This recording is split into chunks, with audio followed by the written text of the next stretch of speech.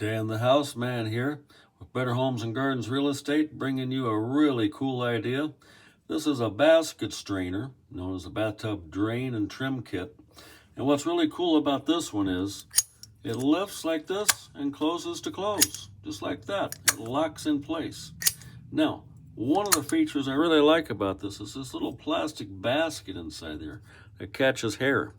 Check this thing out. All you do is unscrew this, okay? And there's that basket. That basket is removable very easily. And this keeps hair from getting into your drain. Now let's say you don't have that basket and you have your standard one.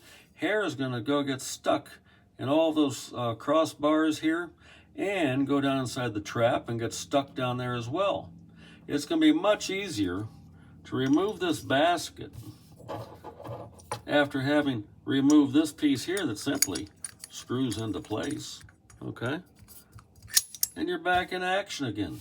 No more weekends spent cleaning the drain. No more hundreds of dollars spent on a plumber coming to rod your drain. You put this thing in and you are going to have a trouble-free bathtub for years and years to come. Dan the Houseman with Better Homes and Gardens Real Estate in McHenry, Illinois.